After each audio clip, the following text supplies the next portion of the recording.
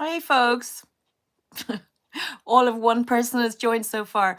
Róisín here, and it's really nice to go live. And I picked some flowers for the occasion from my garden. Hello, Charlotte. Lovely to see you there. So in a minute, I'm going to start sketching. What are we at? We've got 3 minutes to the hour. So hi, everybody. A few more people have just joined up there. There's a little bit of confusion over the start time, but we're at GMT +1 or IST, Irish Summertime, at the moment in Ireland. So I am going to... Hi Manuela, how are you doing? Good to see you there. So guys, I won't be able to.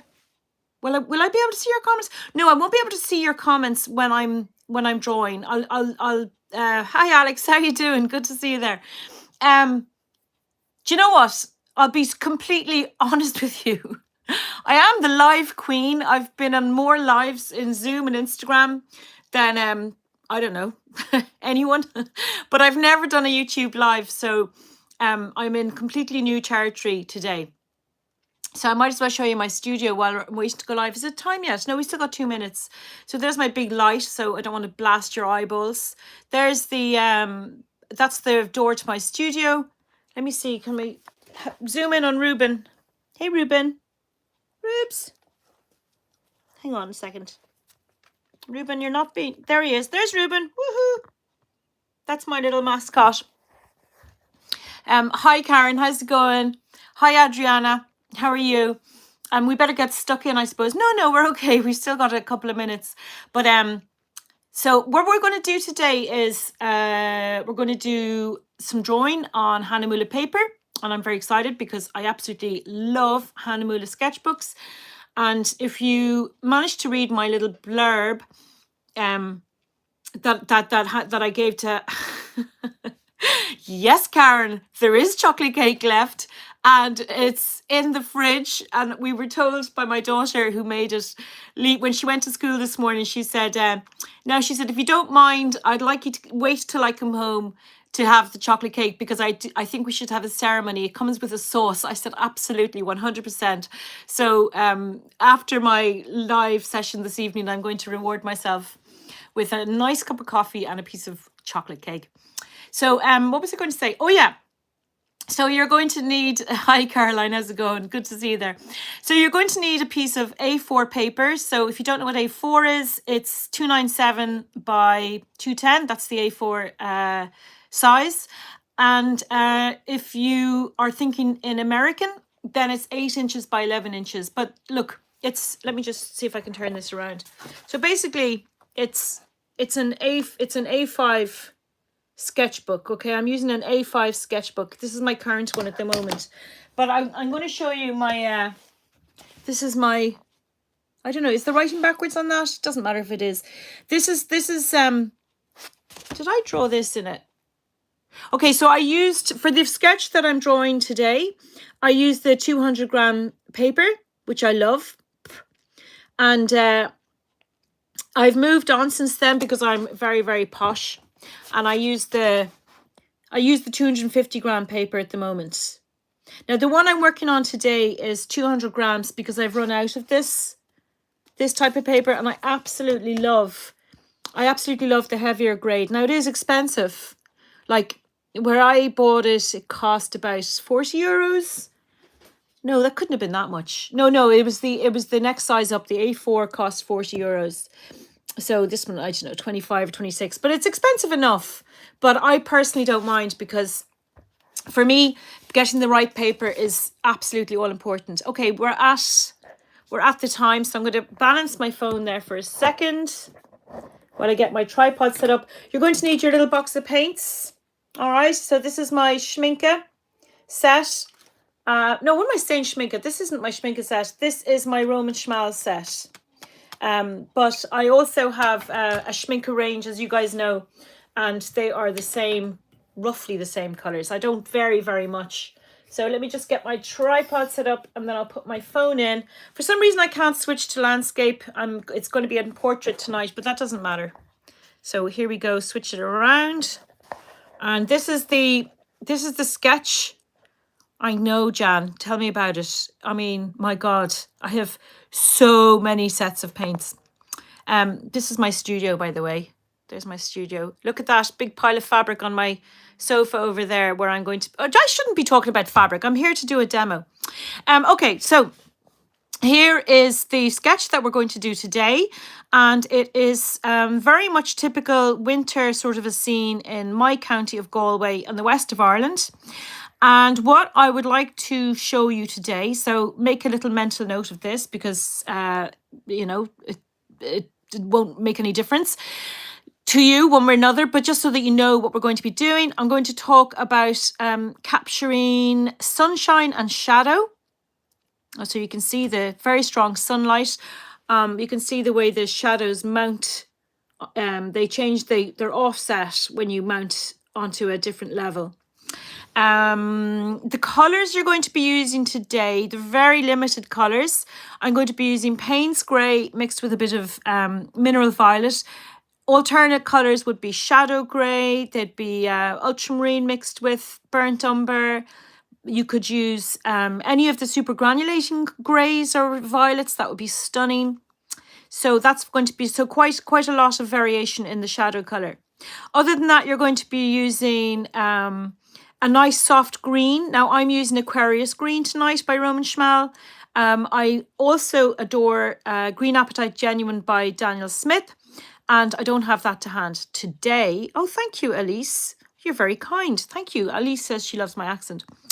So I'm going to be using a very sludgy green. Now, if you don't have a sludgy green, take your sap green, something like that's your sap green there. Do you see this fella here? So anything like that, and mix it with some burnt sienna or burnt umber, anything to take the brightness off. All right. But obviously, if you have a granulating green, that would be the best, or a sludgy green. Okay, in terms of my drawing implements, I am going to be using my beloved, look, it's coordinated with my scene. I'm going to be using my Sailor 55 degree Food A pen, and into which I have put Diatramentus document ink in brown. All right. And I absolutely love the Diatramentus document inks. They're just amazing. They're completely waterproof and they never clog anything. So I love those. I also have black Diatramentus ink in this see-through pen here by Jin Hao. And I thought I had my my black ink bottle down here, but I can't find it. So if I run out, that'll be a pity. I might have another black pen. So basically you can use whatever color ink you want, but I will be using brown ink with a little bit of black for the bottom of the trees. All right. So that's your preference, your colors of preference, but don't worry. If you're just using black, that's absolutely 100% perfect. So another thing that's important about this scene is, number one, I did it for my car, which opens up a lot of it opens up a lot of scenes to you in one way because you don't have to worry about the weather, but it's a bit restrictive in another way in the sense that you have to find a place to pull in safely. So you get restricted from that point of view. So why don't we get stuck in and see how we get on? I'm going to pop my phone. Obviously, I have to use my phone for this because you can't film using a laptop. But I think we should be okay. So this is your A4 sheet, A4 being 2 times A5. Will you be filming portraits? Well, I wanted to, do you know what, Wenjun? Let me try again. Hold on a second. I did want to, for some reason it won't, yeah, it says orientation is locked. Hold on a second. Rotate device. I don't know why it will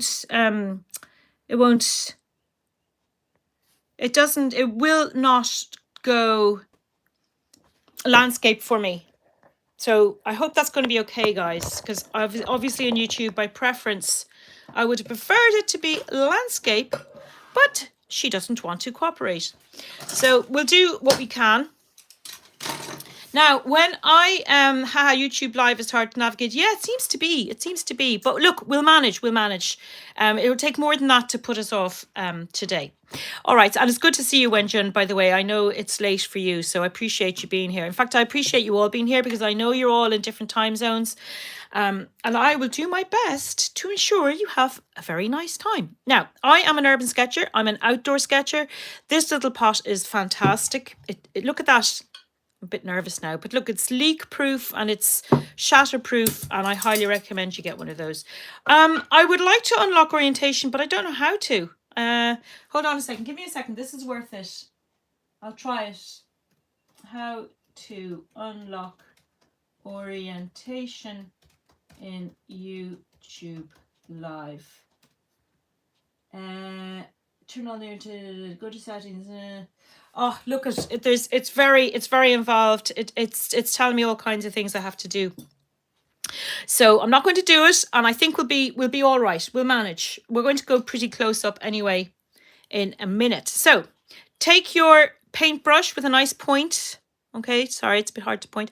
This is my Rosemary & Co. R13 paintbrush, which is really nice. And what we're going to do is we're going to start, Patricia, hello Patricia. Patricia's calling from Surrey in UK. How are you doing? So we're going to start on the left-hand side, all right? And you're going to work up a little bit of colour. And when I say colour, I'm going to suggest a bit of Payne's Grey, a bit of mineral violet. It doesn't really matter as long as it's nice and dilute. What's important is that you can see your line, okay? And we're going to start on the left-hand side, and we're starting, that's about halfway down, isn't it? We're going to start at the top of the road, and it's about halfway down the page. All right, so let's start painting. And don't be alarmed, I haven't made a mistake. We're going to start with a bit of paint, and then we're going to go to ink after that. So we're going to make a little mark in the middle of the page, and we're going to make a lovely sweep. Okay, so there's your little sweep, okay? And then we're going to go just a little bit, not quite touching it. And we're going to match the other side. And why is this opening out to horizontal like this? It's because I was pulled in just before an entrance to a house. Okay, there was a bit of a grassy verge and I was able to pull in. So there's your little sweep of your road. And once you get your sweep of your road, okay, I think the rest is kind of, it's a bit easier. Now, do you know what? One of the good things about working in watercolor is that you can adjust and if you make a mistake, which I just have, you can wash away before it dries. You can wash away a mistake, and you can't do that with pen. All right. So I just realized I wanted that line a bit more open there, a little bit of a more gentle curve. So if we've got that far, and I hope I'm not going too slowly, and I hope I'm not going too fast for you guys. And and I am looking at the comments, by the way, so that's all good. So as I said at the very beginning of this session, this is my first ever YouTube live. So so it's very exciting to be here, and thank you for showing up and for gracing me with your presence. All right, so that's my very first little bit of lines, and now I'm going to switch to pen. That's all it took. You know, changing from a blank page to a shape is the kind of magic thing that you have to do. And once you've done that, you kind of feel, okay. Hello from Hahnemühle. Thank you for hosting this workshop, Róisín. Well, it's my pleasure and it's my honor, Hahnemühle, because, and I'm not just saying this, when the manufacturer of my paint I used back a few years ago, when they changed their paper, I didn't know what I was going to do. And I tried it, and getting the right paper is so, so important. Oh, thanks, Elise, appreciate it. Getting the right paper is so, so important. And I'll tell you the truth, it was a workshop.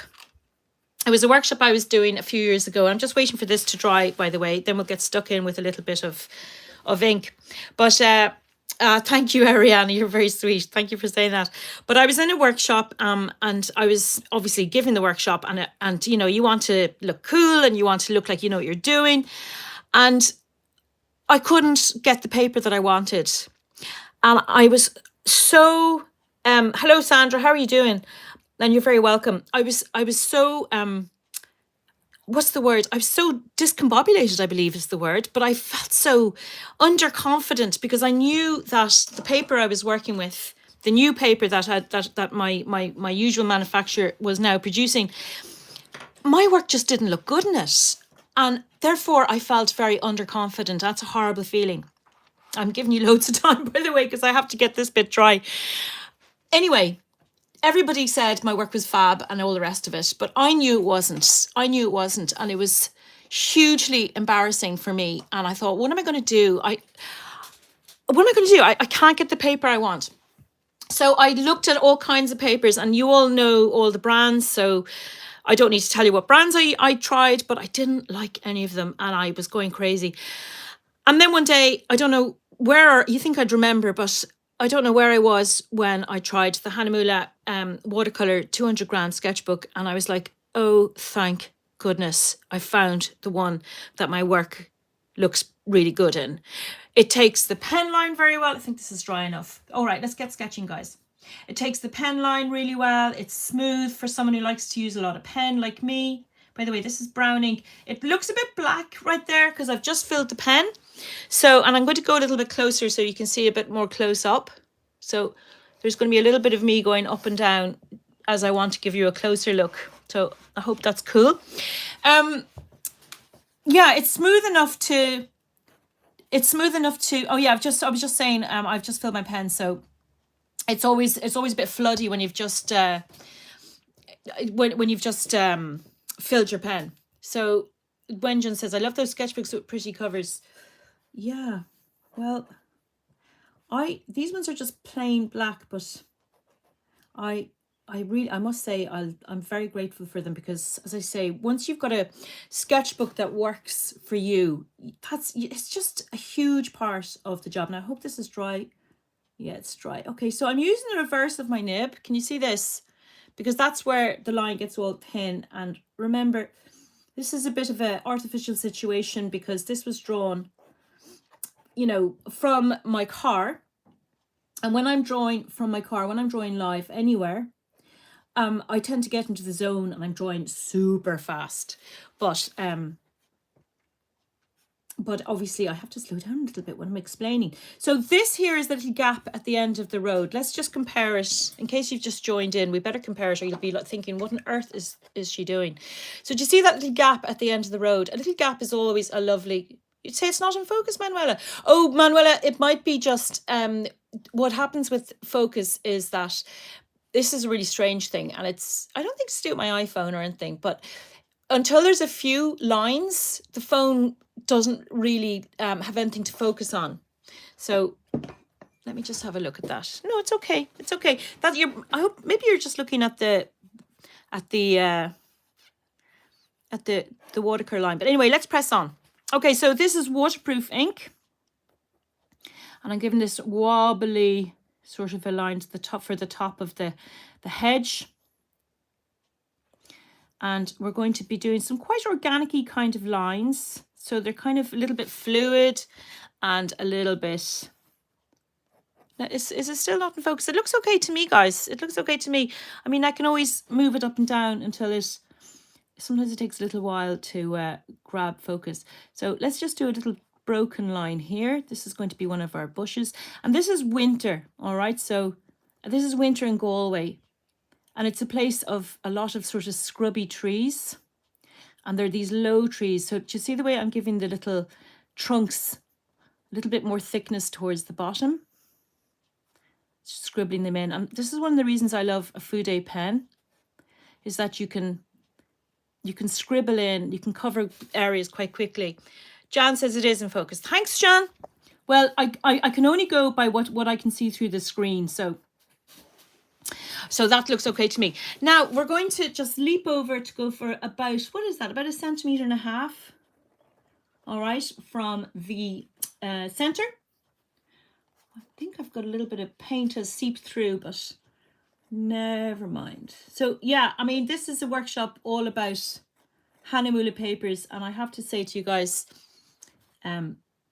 yeah, I'd be lost without them. I absolutely love them. Do you see the way, this is the telegraph pole. Do you see the way I can fill it in so quickly with just using the broad side of the ink, of the pen? Okay, so, and by the way, excuse me if my words get jumbled. It's always like that when I'm drawing and talking. So these are, I don't know if you have them where you live, but in Ireland, we have these little things for the guys to shimmy up the telegraph poles. I'm going to make that a bit taller. And then just before we get to the top, we've got a couple of things belonging to telegraph poles. Don't ask me what they are. Some kind of a, well, I don't know. So we're getting some nice lines out. And what about another little tree? So you can have a little bit of fun with your tree, grow it up, give it a few little bendy lines. I'm going to split it as we go up. Maybe a little bit of thickening for the trunk at the bottom. So I hope you can tell just how versatile the Fude pen is. Now, it can take people a little while to get used to the way it's you know, it's got a bent nib. So sometimes it's a little bit of an unguided missile. And Manuela says, thanks to you, I bought. Did you? Well, I hope you really enjoy it, Manuela. I wouldn't be without mine. I really would not. I would not be without it. And I do use a straight nib still occasionally, but especially for very fine things like lettering, say, because I am, I suppose, first and foremost an urban sketcher. So if I'm doing any lettering, like in a sign or something like that, then I'll reach for a straight nib. Okay, so a nice scrubby Galway tree. Elise says, I'm so glad to see Hahnemühle came out with a 100% cotton sketchbook. I was really excited too, Elise, and then I saw the price and I thought, ooh, that's a bit pricey. But then I went ahead and I treated myself to a few books, and I just love the paper. I really do. And since then I don't get them for nothing or anything like that. So I still get them because they're just fab. I love them. I really do. And I have this dinky little A6 size, the little tiny one in my handbag. And I just love knowing that I have this tiny, brilliant sketchbook whenever I want to get sketching. So we've got another gateway. So I've got a little horizontal skinny line just there. And I'm just going to build up. This is going to turn into, let me just show you. This is going to turn into scrubby hedge stuff. Okay, so you can see where we're drawing. And this is all going to come to life when we start adding paint. So I know I'm not going too fast because I'm taking so long, but do tell me if I'm going, and I might be going too slowly, but look, we'll get there. So you know what, the central gutter is very handy in terms of placing where you are going to do your next line. So I'm going to just skip a little bit there. So you see that little skip, there's the center line, skipping that little center bit there. And I'm going to start doing a bit of a wall. Now you do get beautiful stone walls in Ireland. This wasn't one of them. All right, this was a very, very it was a very messily built stone wall. Okay, this was not done with pride and skill. Gosh, I feel really bad saying that. Maybe it was. Maybe it was an apprentice or something who built it. I don't know. So look at these lovely gestural marks that you can do with the Fude pen. The pen has just been filled, so it's still a little bit floody, still a bit dark. But it's okay, it doesn't really matter. It just means you have to be careful with your hand. You can end up putting your paw on top of wet ink, and then you have a big smudge. So we're still kind of working out our general shapes. So let's pop over to the other side, and over here again, let's make a little rough positioning for where your wall is going to be, and this is going to be your hedge. Okay, then another little bit of hedge, so they're all kind of overlapping each other. Okay, so how I hope that's working for you.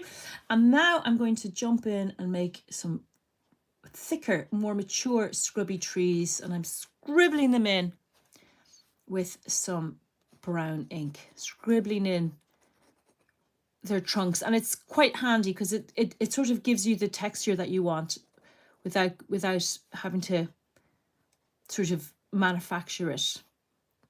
These ink pens can be really good for giving you some nice texture. And they're all going to be a little bit darker towards the base. And sometimes they don't have any ink along the length of the trunk because we're going to paint in. So they're getting thinner and thinner and scrubbier and scrubbier as you go up. And these look to me, this was done in winter, but they look to me like ash trees, because ash trees have this lovely flowing kind of a habit. And I don't know about where you live, but we in Ireland are suffering from ash dieback at the moment. And everywhere you go, you can see ash trees looking very poorly, which is such a pity. So I'm growing a stand of trees. Again, let's have a peek at what it's going to look like. So let's get stuck in and get a whole load of these trees going. Maybe speed up a little bit here. So all of them are going up vertically. And then they begin to branch off. And they're very scrubby trees, so there's a lot of wriggle room with their shape. There's nothing particularly magnificent and elegant about what's going on with these trees. So let me just show you again in case you've just joined us. This is the sketch that we're doing. You've still got time to catch up. And this was done on the 200-gram Hahnemühle Watercolor book. And I have since, by preference, I still use this. I'm using this at the moment as my current sketchbook.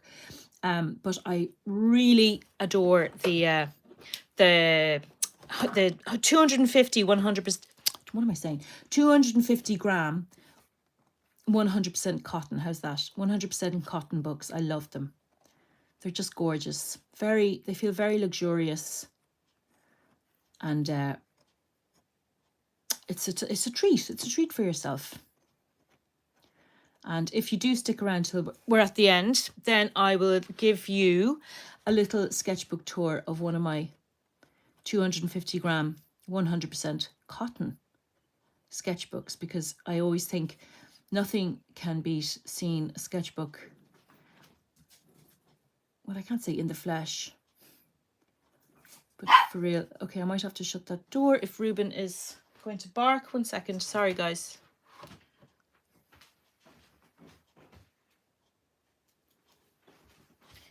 We're good. False alarm. I'm here in the middle of the countryside and it's very, very quiet.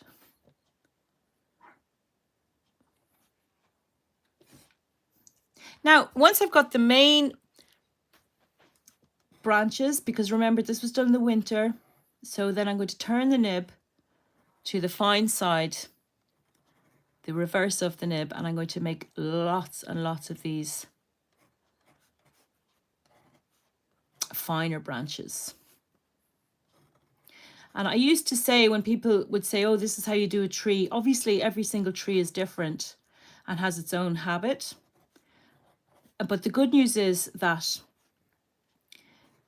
you can get used to the habit of a given tree. So if you happen to live somewhere where there's lots of native trees, then you can get used to how they look and their habit. So certainly we here in Galway have a lot of ash trees.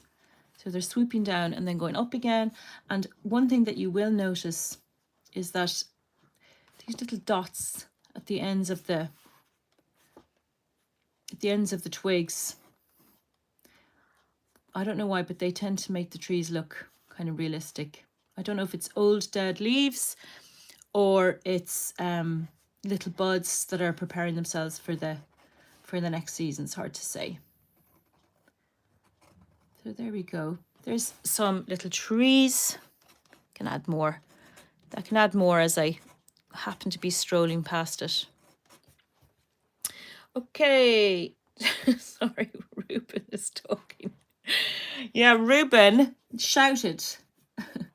He's actually very quiet down here at my studio because, well, there's nobody here. There is somebody, there's a guy who drives his ancient car through the field next to me. I'm right next to a field, and he's got this ancient car. I think it's about, what is it, mid-90s reg. And he drives down to the river and helps himself to fish. Let's just put it that way. But he's the only person. He's the only person. A little bit of agriculture. There'll be some tractors going through it quite soon. So here we go. We are doing a little bit of the dry stone wall. And this one is seen just a little bit to the side. So you can see that they're mostly seen front on, but there's a little bit of sideways. You can see a little bit of sideways. So they're beginning to grow a little bit. You can grow them outwards a little bit. I'm just doing a few scribbles at the base of some of them, just to show, because the light always comes from the top. So they tend to have a little bit of shadow at the bottom. Now I will also be using my favorite green ink, which is Emma by Rohr and Klingner. Emma sketch ink is the type of ink, and this is the color. So that's where I've drawn it on the lid. And if you haven't got this ink yet, get yourself some of this ink. It's brilliant, German made. And look at me with my Diatramentus and my Rohr and Klingner ink and my Hahnemühle. I seem to be a fan of the German products. So I'm just doing some little scribbles in dark green. There's a lot of ivy growing up these trees. So, and I like to do a good bit of my work in a pen before I start putting on paint, because my work tends to be quite, what's the word I'm looking for? It's quite statementy. It's quite strong line. So I do like to give it a head start, if you like, with a little bit of ink. Okay, so let's just pop back onto the drawing we're doing. So you can see how that's going to relate. Hang on, let me just move this. You can see how that's going to relate to what we're going to end up with. Now, do you see there's a kind of a haze in the background? That's a very, very dilute watercolor. And the reason I did that is because in the winter in Ireland, well, your rain is never very far away. All right. So you want to show that little bit of threatening darkness in the sky. Okay, so let's get on to the other side. I hope you've caught up with that side. Let's get on to the other side, and we will take as our cue this position of the lamppost. And I'm going to, do you know what I'm going to do? I'm going to do something that I always like the look of. I'm going to do a telegraph wire, and there's another one coming out from one of those lumps, whatever they are. And I'm not really worried about where it's ending up, because to be honest, I couldn't see it through the scrubby trees. And this one's going to go all the way over to the other side. And I try to do that quite quickly so that my hand has got less chance of wobbling. So let's go over to this side. This is the top of the hedge. This is going to be the top of the wall. If you have any questions, don't hesitate to pop them into the comments as well, because I'm able to keep an eye on the screen. And I'm going to pop over to the far side, and I'm going to draw these little trees here. Okay, see those little trees there? And then I'm going to pop in this little house. Now remember, this was a winter sketch, as I've said a couple of times. And do you know what that means? That your paint takes a long time to dry. And we are going to, well, we can't recreate it because it's a lovely May evening, but here in Ireland, it's a beautiful, beautiful dry day it's been. So, so the paint will dry quite quickly, but it's very nice to have the color runs, I think, So we're doing some scribble that you get from painting in the cold, but we'll get onto that in a minute. So this is the base of the hedge, and I'm just doing these very organic kind of scribbly lines with my Fude pen. And I'm going to have another scrubby tree growing up out of, I wish I could tell you what species they were, because I really should. You know what they probably are? They're probably hawthorn. They probably are hawthorn. And if they are, at the moment, I was with a friend walking in the countryside the other day, and we were admiring the hawthorn. We both agreed we don't know our hawthorns from our blackthorns, from our maybush, from our elderflower. I don't know, but there's one bush at the moment. I'm sure it's the same in the UK, and it's covered in these white flowers, and they're like, I think they're called May trees, maybe. Anyway, the whole countryside in Galway is absolutely alive with these beautiful bushes of white flowers. And it's just gorgeous. They're like little alien spaceships covered in, I don't know, icing sugar. So pretty. So again, I'm switching from front to side of my nib, okay, so that I get some fine lines and some wider lines. I hope this is working for you guys. I know portrait isn't ideal, but as I say, my first ever time on YouTube Live, and it just is refusing to go into landscape for me. So I'm always bending my little lines as they come up out of the trees. And I mentioned earlier that the paper is fantastic for hawthorn, are they, Louisa? Anyway, you're very welcome. It's lovely to see a Kerry woman joining us. Yeah, no, I think are they hawthorn? Anyway, they're beautiful. They're absolutely stunning. Now I'm going to see the slopey line here. I should have said I'm making the pitch of the roof. All right, so, and I'm going to just draw the inside of one side, and I'll tell you why, because it's casting a tiny bit of a shadow, but that'll become clear in a minute. Okay, so now, do you know what I'm going to do? I'm just going to do a little dotted line to help you see. That's going to be, do you see that little dotted line? That's going to be the slope of the ridge of the roof, all right? And it's not going to be too long, but I won't get to that yet. So you are from Boston, Massachusetts. I can't say it. Well, you're very welcome, Elise. It's lovely to have you. Now, vertical line,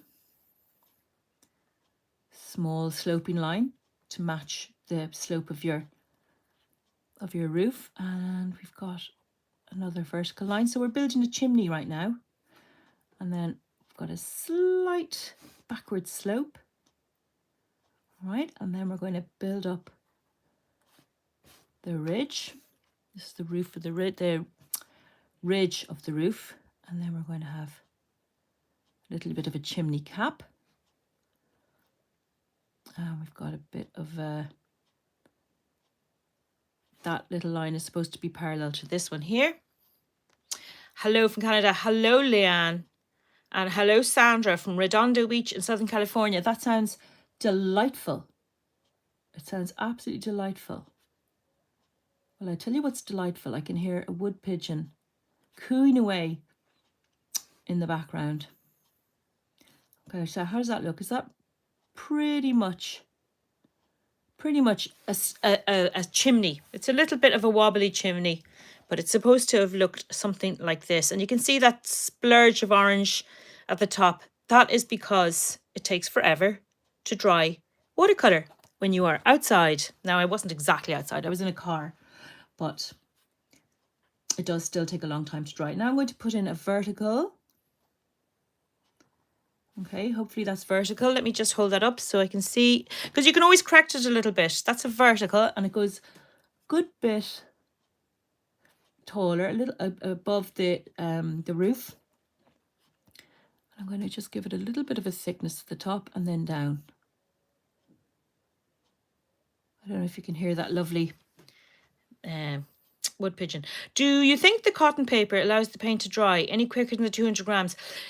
I don't know, Jan. I've never thought about it, actually. I've never thought about it. All I can say is I'll have to look out for that. Now that's supposed to be parallel to that there. I'll definitely look out for it because yeah, it's definitely worth noticing or worth trying to notice. So I'm again scrubbiness rules here, and it's very different from now on.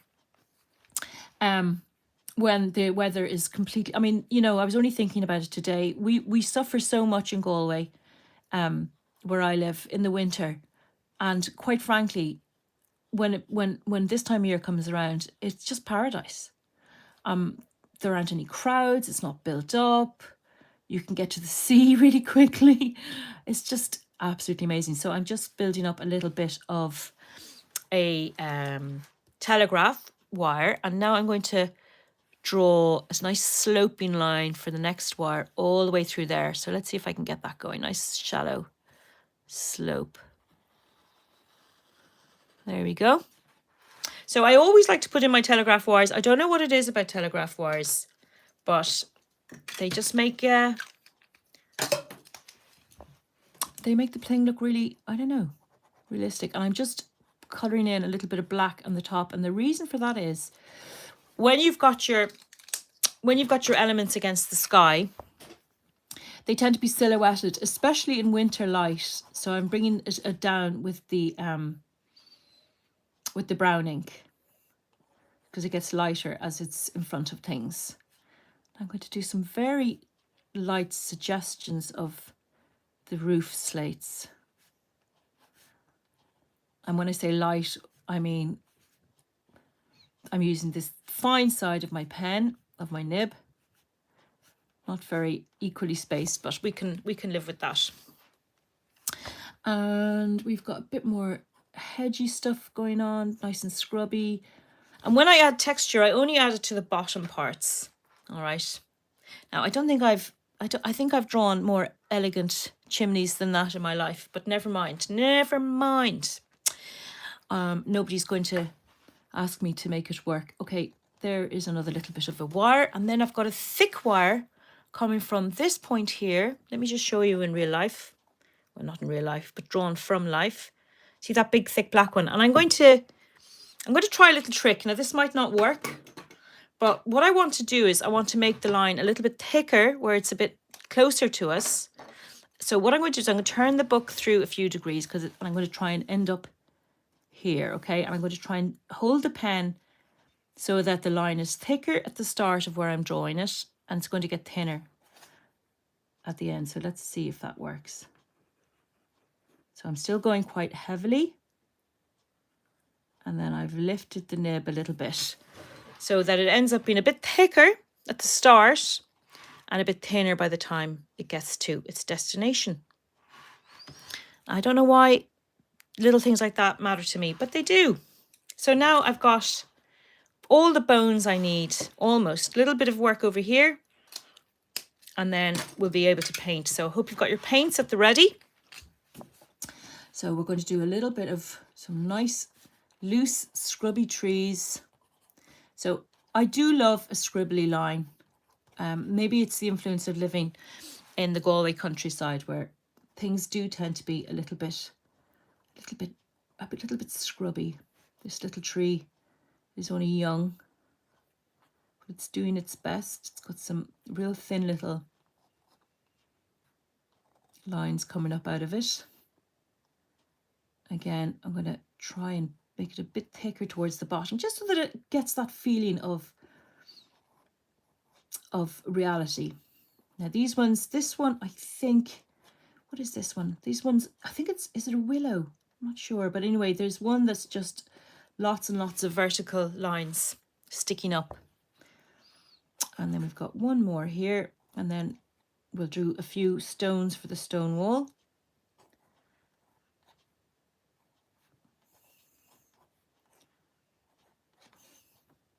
And you know what we're going to do? I'm going to crack open my Emma green ink by Roaring Klinger, and I'm just going to scribble on some thick ivy. You know the way the ivy grows thick around the trunk of a tree. And what works really well is if you do a few little dots around the outside Anyone in my classes will know I'm always going on about that. Just add a little bit of dark. So far we've got a combination of brown ink, black ink, a little bit of black, and a little bit of green. So I'm going to put a few little bits more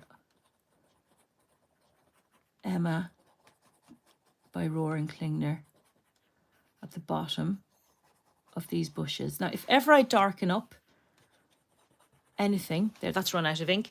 If ever I darken up anything, it's always at the bottom, away from the light.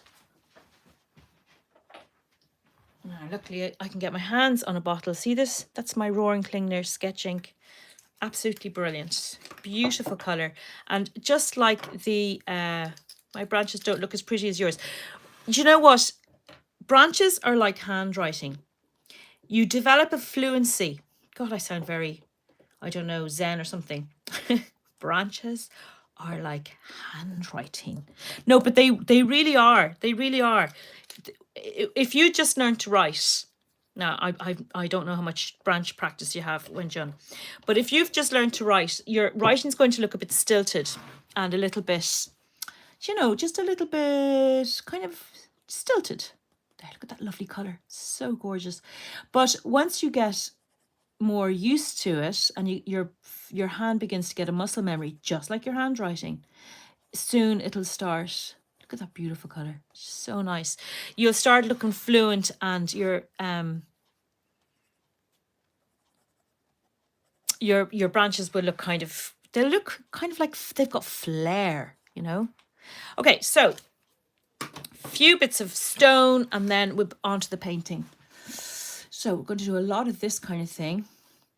So I'm going to just throw in some stones and always aiming to meet one of those roundy shapes at the top. So I'm just throwing on a few little roundy stones and then I'm going to start getting a bit more sort of random, because we're seeing these from the side. And like I said earlier, this is not a master stonemason, no offense to the stonemason who happens to have tuned in to this YouTube live and happens to know exactly where I'm drawing.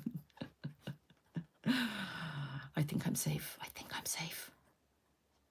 But whether you'd be safe climbing over that wall now is a different matter. Where I grew up in the Wicklow Mountains, you were always safe climbing over a wall. But here, it's not like that. You have to really judge your stone when you're hopping over a wall here. And I'm happy to say that when you've got a little terrier, you do find yourself hopping over walls and passing a tiny terrier over. So I'm making, again, I mentioned about making things darker at the bottom. And I know it looks a bit, I should be making my shapes a bit more random because there is a dry stone wall. So you do have to make things look a bit more kind of like,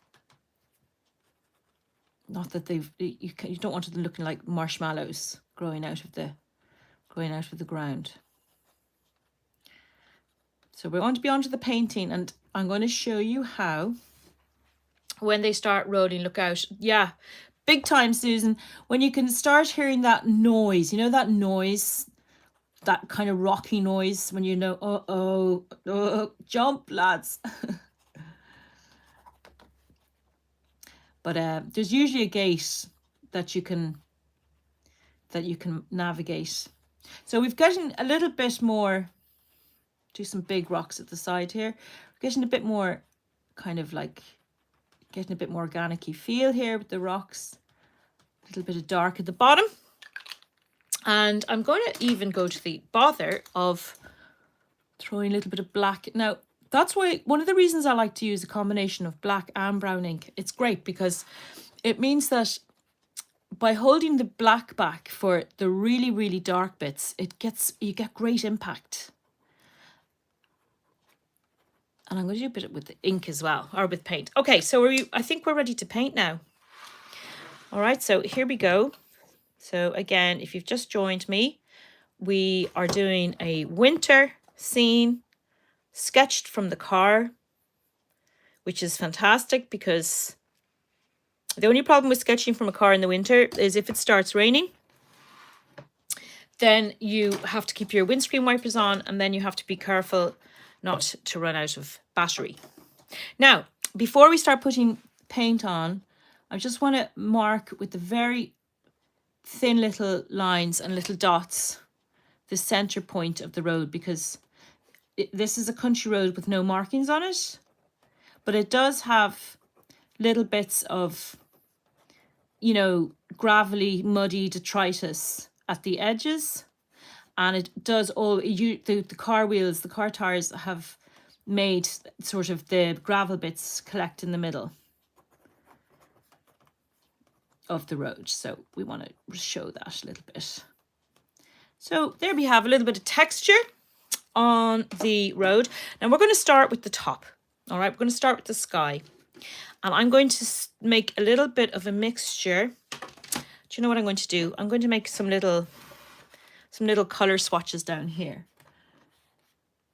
Because why not? It's nice to have the color swatches visible.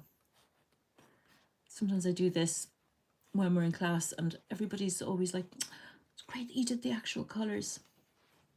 Okay, so there's a little bit of boxes. Now, I'm going to show you what color I would go for. This is Payne's Grey. I'm going to mix a little bit of Mineral Violet in. Look at that, isn't that a nice color? That's a nice color.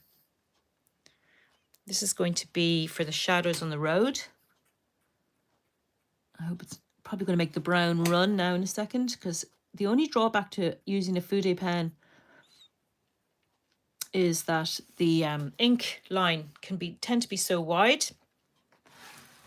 that it takes ages to dry. Now I'm putting some clean water, so you can't see where I'm putting it. Clean water on parts of the sky.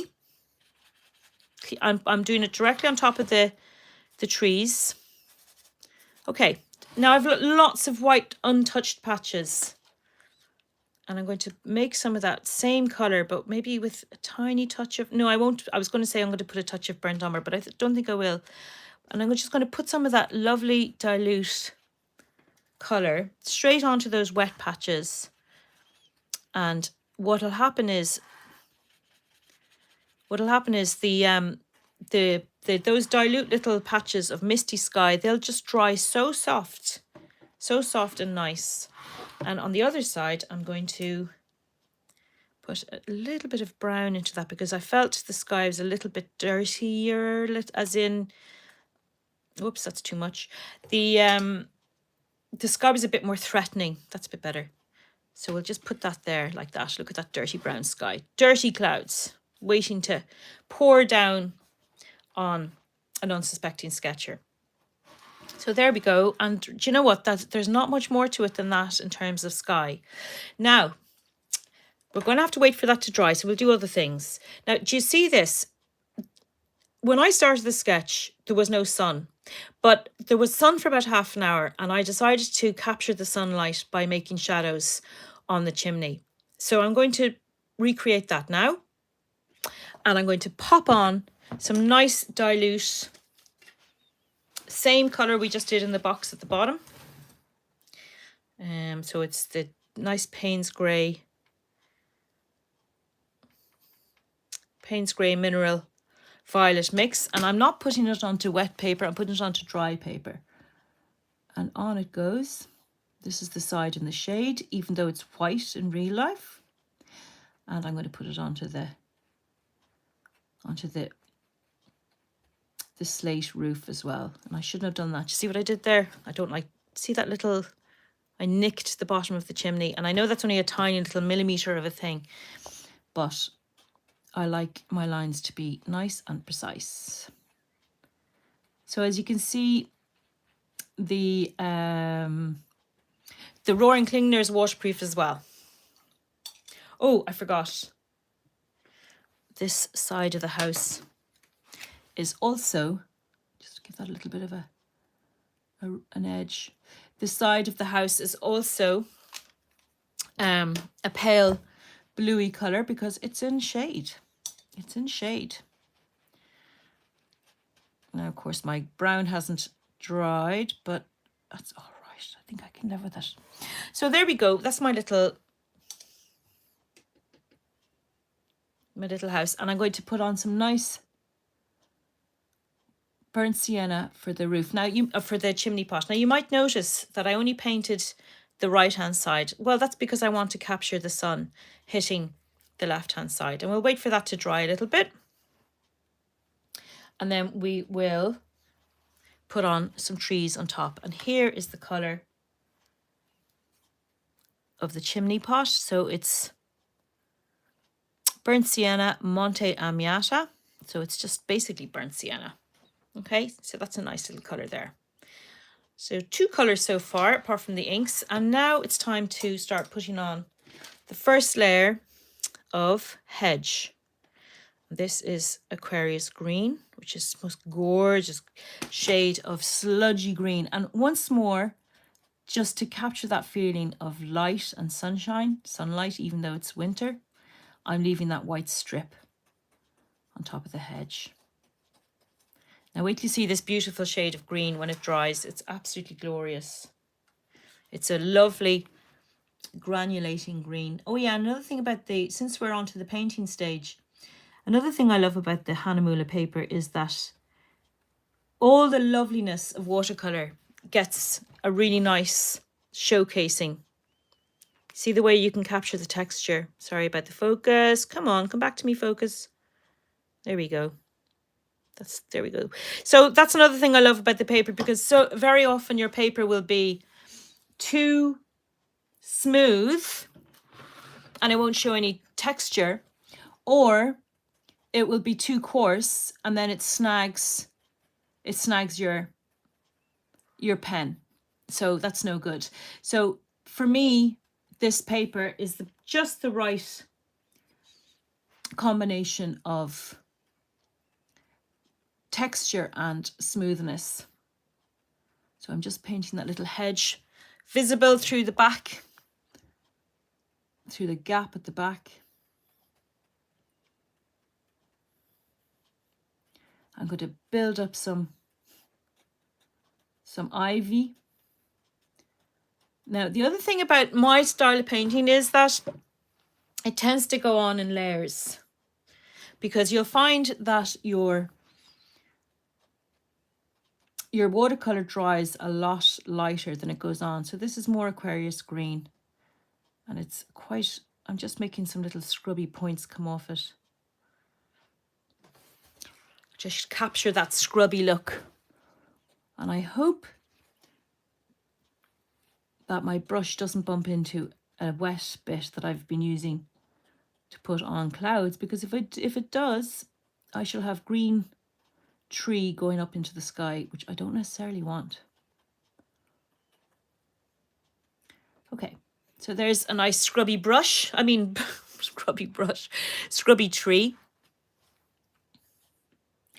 Nice scrubby Irish tree. And here is some ivy.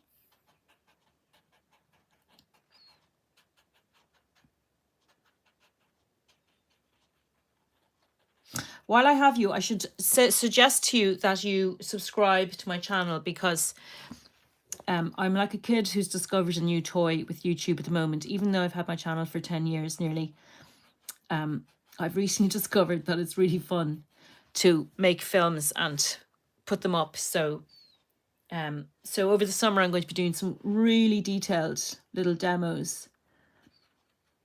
So if you like that kind of thing, hit the like and subscribe button. So I'm using my Aquarius green, and even though it's just the one shade of green, it's going to dry so prettily and so granulating, which is really nice. So back over to this side, and I'm going to make some bright color for the grass, because even though it's winter, the grass is still very bright. Take a look at this. Look how bright that grass is. You could really feel the sunlight on it. And that's made by mixing sap green with Aquarius yellow. Whoops. Which basically is any bright, nice yellow. And having a little touch of a sludgy green into it. There's a little bit of sap green and yellow. And I think that's probably not even too bright, believe it or not, because we do want to capture the feeling of sunshine. And the way I capture the feeling of sunshine is by putting on shadows. So if you put on shadows, then you are by default adding sunlight, because it is the shadows that make everything look sunny. So I'm being a bit organic now. I'm just adding some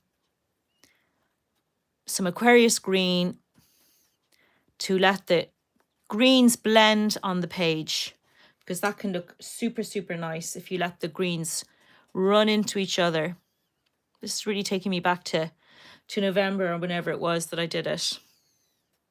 That's one of the beauties, I think, above all really, of painting on location, is that you just capture that feeling of being there, and nothing can quite come close to that, even though it's very convenient sometimes to paint from a photo in your studio. It's nothing can compare, I think, now, that's just me, to the feeling of painting on location. So you can see I've given a second layer of green to that hedge there, and I'm doing the same with this little one here at the back. I'm just putting a nice layer of Aquarius green. So the darker I make these little bases of trees, the more realistic they're going to get. And what happens is you start getting a feel for the authenticity or the believable nature of whatever it is you're drawing. And then you kind of get into the zone of it. Slushies, hi everyone. Hope everyone is doing well. I hope so too, guys. Ruben has gone to sleep. Ruben is curled up. I dragged him around the block earlier today. And a beautiful sunny day. Not too warm now. It was just perfect for a walk. Joan, have you tried Hahnemühle agave watercolor paper? Oh my goodness. No, Joan, I haven't. So Hahnemühle, can you send me some, please? I've never even seen it.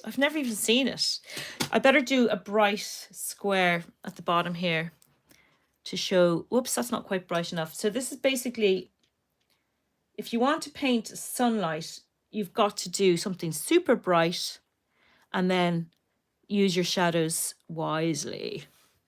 I've really captured the depth of the scene. Thank you so much, Robin. Thank you so much. Well, you just wait, because once I start putting the shadows on, throwing the shadows across the road. And by the way, as I mentioned earlier, the sun didn't come out while I was painting it, and I was thinking, I don't know, is this a bit of a boring scene? And when the sun came out, I tell you, I wasted no time in putting on the shadows that I could see, because shadows are your free gift for making something look dramatic and authentic. So I'm just adding some, always at the base of the hedges, always at the bases, because the light comes from the top. So you want to show that by deepening up at the bottom. And I'm going to deepen those up further when the ink is dried. And I'm going to use some burnt umber now. Better make some more boxes down here. I have no idea what time it is. What time is it? 64. Okay, so we've just over the hour. That will probably be done in another 20 minutes, I'd say, just so that you know. Oh yeah, burnt umber, isn't that it? Whoops, that's a bit rich. This is called Cypress Burnt Umber, and I chose it because, you see, I sell little boxes by Roman Schmal. So I choose the colors. That's why I sell them, because I choose the colors that I really like for urban sketching. And I just liked, there's no particular reason why I chose a color called Cypress Burnt Umber, except that it's just a very rich burnt umber. I really like it. It's kind of a very brown burnt umber. I wanted something that was, I don't know, rich and brown. Rich and brown. That's basically your burnt umber. So adding a little bit of burnt umber to the, I'll put a bit on the lamppost as well. Okay. So we'll leave those to be dry in a few, give those a few more minutes. And meanwhile, do you know what I'll do actually? I'll make some Payne's Grey for the rocks. And I'm making sure, I'm going to do a variety of greys, and I'm making sure to leave each of those rocks unpainted at the top. But I'm tucking the paint well in to the corners. Change colour a little bit every now and then to make them look a bit more realistic. There always comes a point when I am painting. I was out painting this morning, and I planned to do 2 paintings because I have to drop a couple of paintings into the framers tomorrow. And I had fully intended to take advantage of the nice weather and go and do a second scene. But do you know what? You run out of, there's nothing in the tank sometimes if you've done a full painting. So Midas touch, this must be a beautiful scene to watch. Oh, thank you for saying that. It is actually, and actually you've prompted me to say something about sketching from a car when the weather's not, when it's too cold or too wet to be outside.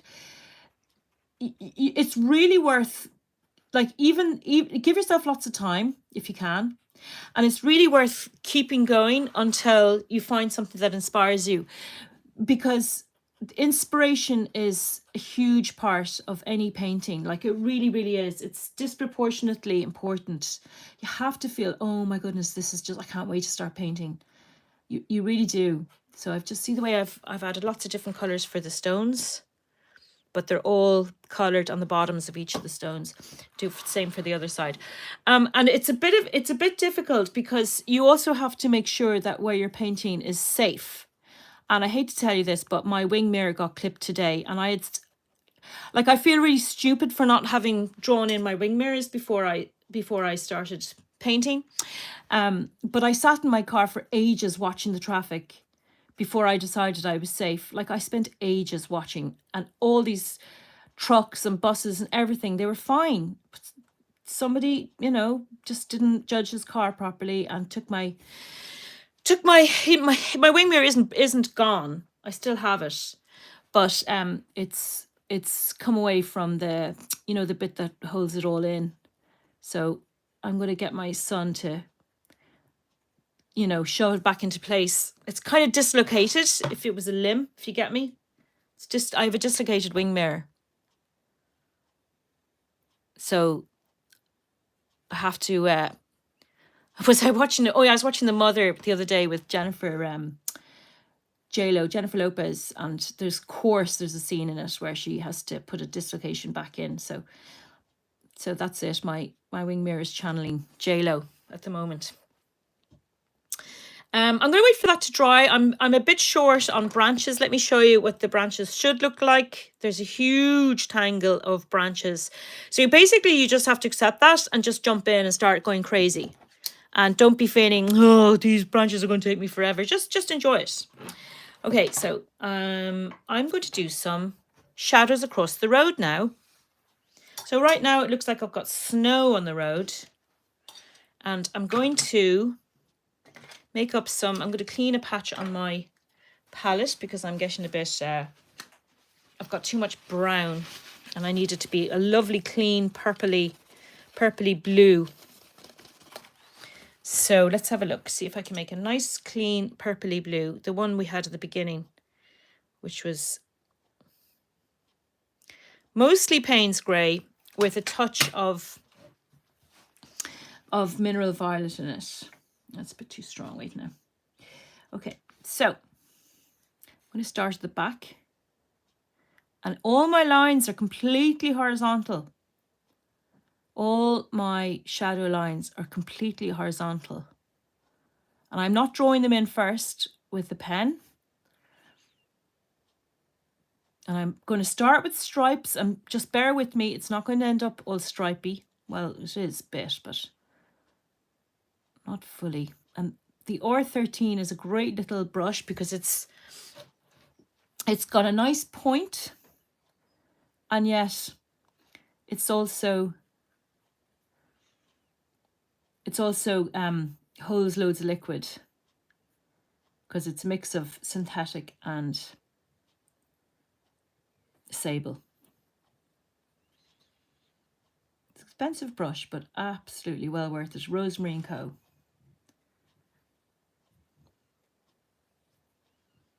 So I'm using my brush really gently at the top to get those stripes across the thing, the page, and across the road. And here's another one. And sometimes you have to be super quick when you're painting shadows. Just add a bit of water. They get a bit lighter as you go closer to yourself.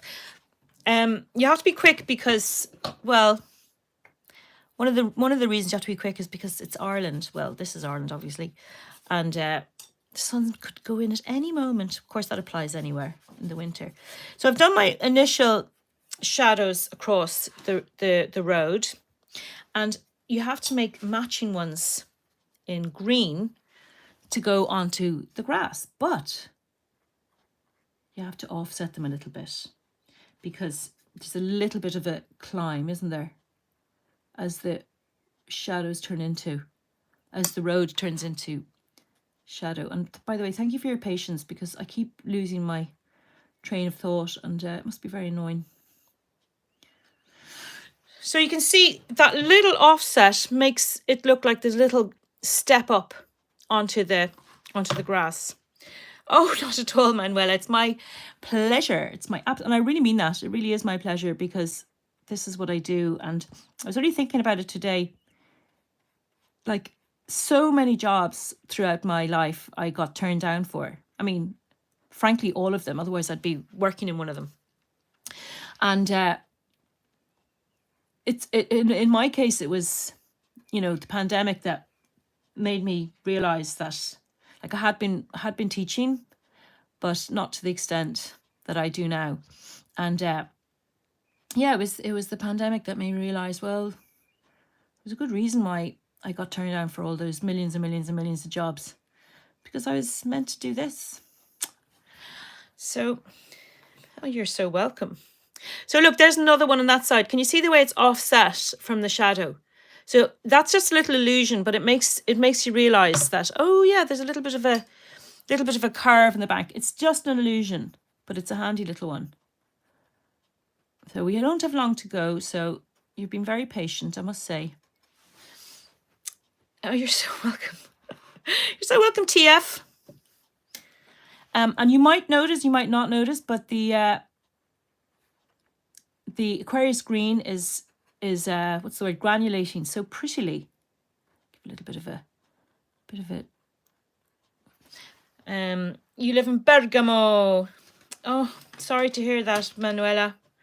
I'm sorry to hear that. Yeah, it was a strange time. It was a strange time. And mine was my classes were always live. I never recorded anything for the first year, really. And it just meant that people who were stuck in apartments and so on, myself and I suppose lots of other people, we were just a point of contact, an actual live person, on the other end. So I don't know. Hope I did something useful. Not that drawing is particularly useful. Yeah, we are all rising. We are. I was going to do another colour there, wasn't I? What colour was I going to do? Oh, I'll have to wait. Okay, so hi Róisín, missed the beginning. Will this be recorded? Kim, I'm going to assume that I'm going to get a button at the end that says, do you want to save your recording? Something like that. So I will, if that's what happens with Instagram. So I'm going to try and do that. Now I'm going to wait for this to dry a bit more, and then I'm going to go a bit crazy with my pen scribbles. So I do find that once you kind of get to a certain point, you just have a sort of a feeling for what needs a bit more drama. And sometimes your ink is dry and sometimes it isn't.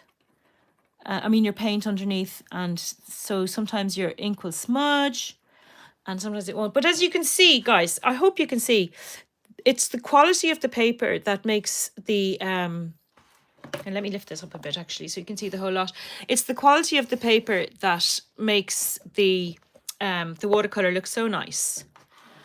And you can get away with with a very light touch of watercolor with these sketchbooks. This is a black ink that I'm just using to darken up the little crevices and little shadows. So like I said earlier, it's really useful to, it will save and allow you to post the recording visible to the public or private. Thank you, Elise. Thank you. There you go. That's your answer. So yeah, it'll be there for anyone who wants to look at it. But you know, I know it's my business and everything, and I'm very grateful for it. But I remember years ago, I don't know if I was very long on social media at the time, but I remember reading something. It was just a little quote, and it said, "Everything not shared is lost." And that was it. I just thought, my God, if I don't share what I know how to do, that's it. It's gone and it's lost. And so, you know, get it out there. And I love the way you colour and shadow stone walls. They look very realistic. Thank you very much. I'm glad you said that, because I was kind of wondering, because I mean, I have a lot of experience with stone walls, but today I was thinking, oh gosh, is these going to look okay? But they seem to, like, they're very forgiving. They're very forgiving because they are man-made, or they are made by, you know, one man and his hands. So, I mean, also, I mean, again, I don't want to be rude, but whoever was doing, I'm glad, Joan, whoever was building those walls was, maybe he was, you know what it is? I tell you what, this is it. I know. It was the guy who built these stone walls. This was his home. And I know from experience that, I'm going to get in big trouble now at home if I say this. But sometimes, okay, put it this way. I don't really have many paintings on my walls at home. So there's an expression, cobbler's children have no shoes. I'm sure you've heard of it. So I'd say this is a dry stone wall builder. And he was like, sure, look, I'll just put up any old wall. That's probably what happened. God, I'm on very, very risky territory now. Okay, I'm going to do a few little, stop bouncing page. I'm going to do, let me see, it's going to be lots of tuts going on here because my page is bouncing. So I normally clip down my pages with clips. I just wanted to put some little scrappy. Well, I'm glad this makes you want to visit Ireland again, Joan, because this is Ireland in the winter. And do you know what? We haven't got far to go, guys. I'm pretty much there. And I would like to give you a little tour. I have them here, my little sketchbooks with the 250 gram 100% cotton paper, because, as I say, I think it's very inspiring to see somebody's sketchbook. And I'm trying to be a bit different with my sketchbooks. I'm trying to be less precious and sort of make them more of a fun place rather than a place where everything has to be completely perfect. But that's on me, isn't it? You're so welcome, Karen. That's on me. That is on me. I have to start learning to let go a little bit. So, okay, maybe I should stop fiddling with this. But you can see that by adding these little dark bits to the bottoms of the trees, it just, every little pen touch adds to the feeling of depth. I'm using brown now. Do you know what? I wish I had a darker brown ink. I might mix some together. So with the Diatramentus inks, you can mix your colors and they'll mix really well. Okay, so there you go, guys. Let's move on. 79 minutes. We've got 10 minutes left. Yes, sketchbook tour. Sure, S. Courtney Walton. Dry stone wall takes me back to basic architecture, building technology. It looks the best of wall types. I know. They're so gorgeous and they never offend, do they? They're always perfect in the landscape because they are the landscape. Okay, guys. Are you ready for a sketchbook tour? This is, as you can see, a very recent one. So it's March. You love their cotton sketchbooks, Tabitha. Yeah, I know, me too. They're actually sending me some, but they didn't get here in time for... look, I made sketches of myself. Strange enough, I'm not so fussy about my sketchbooks. Just love the fun. Ah, Jan, I tell you, that's the spirit, the right attitude. So here's the ruin that's just up the road from me. And as you can imagine, Cronk. As you can imagine, I think Cronk is spelled with a K. I feel bad. Cronk. Maybe in Galway accent, it's a C. This is the ruin just up the road from me. And as you can imagine, it's drawn to death by me. And these are all the super granulating colours by Schmincke. This is Deep Sea Violet, Aquarius Green, and Deep Sea Black. So cute self-portrait. Well, I didn't draw it, Wen Jun. It's a photograph. Got my husband to take it. So this is the village next to me. And this is when I was falling in love with super granulating colours. So again, look at that. That's Aquarius Green. Isn't that gorgeous the way it goes all blue? Oh. So this was another one done in my car, parked on the side of the road. And this day, they didn't smash my wing mirror. These were my students here will recognise these. These are mostly done in class. So this is a crab found on the shore. Super granulating colours. That's a lady crab, by the way. That's her top and that's her bottom. And I know she's a lady crab. This sounds really bad because I can see her undercarriage. No, I was looking up diagrams of crabs online when I was doing these so I could name them. Locking spine, coxa, apron, female. See? So I found out she's a female. These were drawn during the 100 People Week. All super granulating colours. That's my lovely daughter. That's not my lovely daughter. The crabs don't look so happy. Well, they were happy when they lived. They're dead now. They've gone to their reward. This is in the train station in Dublin City. And there's a piano. You know the way there's pianos in train stations? Well, these guys were playing Pirates of the Caribbean. This lady took ages about buying her train ticket, so I got a full sketch in. Those crabs are amazing. When I sketched them in your classes, didn't know I can sketch these. That's the spirit, Wenjun. Of course you can. Of course you can. You just have to take it one step at a time. I like this guy. Look at this guy. His woolly hat. I don't know how his fingers came out so badly. This is some Americans on a train. They were so beautiful. Thank you, Manuela.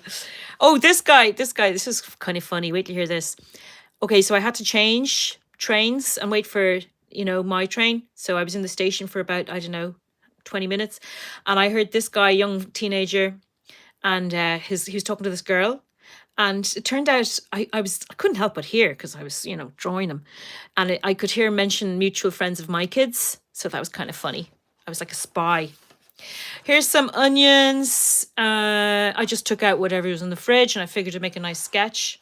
And for some reason, I wrote that in Italian. So now, Manuela, there you go. This is my Italian accent. Cipolle bianche e rosse e aglio. Is that right? Your people sketches look like my Roald Dahl books growing up. Yeah, I've been told that before. This is my lovely daughter. This is Livy. Isn't that lovely? She's rolling pastry. She's a great girl for baking, as you know from my chocolate cake video. This is her lovely boyfriend, Arthur. I really enjoyed painting those two crazy kids. They're lovely. Lovely pair. So this was from a little demo I did on YouTube. Oh, I can't tell you how much fun that was, guys. I shot it in black and white. I'd just been to a silent cinema and of, Laurel and Hardy and Harold Lloyd. So I decided to make my own silent cinema. Let me see, do I have my piece of paper? No, I don't. I made I turned a black envelope into one of those sure, check it out yourself. You see it there in my YouTube. This is a Sudanese gentleman from the late 19th century, painted from a photo from a vintage postcard. Why is this stuck on? Oh yeah. This is St. Patrick's Day. Well, a few days before St. Patrick's Day. And look, I got the women in. I love drawing women having coffee. It's great. She had a person with her, but I couldn't get them in. This is the crazy stuff you see in St. Patrick's Day in Ireland. Oh, this is when I was designing the set of colours for Schmincke. This was an elderly lady on the train. She had those furry gloves. And this guy was gorgeous, but I just couldn't get him. I made him look like a weird baby. But I got this guy okay. He looked just like that. He look, he's doing a bit of work. Tap, tap, tap, tap, tap, tap. This was done on a freezing day in March. Like, when thinking back, it's only 2 months ago and it was so cold. I must have been a terrible sinner in a previous life to have to sketch outdoors and go away. So again, this is the urban set of super granulating colours by Schminke, and I love these colours. Look, that's the colours: urban yellow, urban red, urban green, urban brown, urban grey. I need to do another book on people sketching. I will if somebody asks me to and pays me, Wenjun, because it's very hard to turn a book from a book. A book from a book. These are some more drawings done from vintage photographs, vintage postcards. But I would like to, Wenjun, I really would. Here is a painting I did in a cafe using the colours that I put together for my Schminke set. Oh, this one's fun. This is some crows in a oak tree close to my home. And this was turned into a canvas. It was just a sketch for a canvas painting. Here's some roses bought for my daughter by her boyfriend. Just a canvas planning. Oh, some lovely spring leaves just bursting open. Super granulating colours, the stuff on my desk. Some white roses. And some orchids. I need to paint those. And a dry stone wall from around the corner from me. So you can see the super granulating colours again. I'm going to come to the end of this in a minute, and then I'm going to drop dead in a second because I need a cup of tea so badly. Here are some mussels and some clams. Thank you, Ariana. I appreciate it. Ariana says she loves my roses. Wenjun says, I love your drawing expressive people, and that got me addicted to your classes. Oh, thank you, Wenjung. I love that book. I love that book. Do you know why? Because it's all full of my family. Like, where was I going to get pictures for the book except drawings of my kids, my husband, my sister, my mum and dad? So for me, it's like, what a privilege to have, you know, your very own loved ones in a book that goes all around the world. Here's a truck down collecting oysters and mussels down to the shore near where I live. One of the first beautiful days that we had this year. And I bought some mussels and clams from those guys, and I made a mussel and clam paella. And here's my lovely son. This is Paddy. Paddy is chilling out in this picture, watching Barbarians. And I got a letter stamp set from Flying Tiger. So, what can I say? I love letter stamps. I think that's it. Oh yeah, and this was the Parry breast that I ate all by myself one night. Like, it's not me to sit around and stuff my face with buns late at night because I won't sleep well, basically, not because I'm not greedy. And the next day I felt so bad that I started my new diet, which I'm still on, and I think I've lost a couple of kilos. So, you know, it's good. And here's all my little cars. I did this in class and I cut them out and I stuck them on. Big sigh. There you go, guys. Well, I hope you've enjoyed your demo today. And it's quite similar, isn't it? It's very similar. I hope you've enjoyed your demo, and I hope you've picked up a few little bits and pieces. And I would be so grateful if you would like and subscribe to my channel. And if you are wondering what paper to get yourself Hahnemühle. You like the sketchbook tour? The oak tree was your favourite. Well, thank you for saying that. I think it's Nuala, isn't it? You're so welcome, Wenjung. You're so welcome, Joan. You're so welcome. I passed that oak tree today, and if you could see it, the leaves are just. Do you ever read Asterix and Obelix books when you're a kid? Do you know the way they do oak trees? So lush and cute. Anyway, that was what I saw today. You're so welcome, S. Courtney. You're so welcome, and you're very welcome, Midas Touched, and you're very welcome, TF. And guys, I'm going to log off and say bye-bye. Oh, thanks, Nanine. I'm going to say bye-bye because, as I say, I need a drink. And there might even be a glass of wine where I'm headed. You never know, even though it's only Monday. All right, guys, I'll say bye-bye. And thank you for all the likes. And thank you for all the lovely messages. You're great. Thank you, Jan. Might be tea, it might be wine, you know. And you guys have a lovely day. And as I say, you won't go wrong with the Hahnemühle ones that I've shown you today. All right, guys. Talk to you soon. Bye.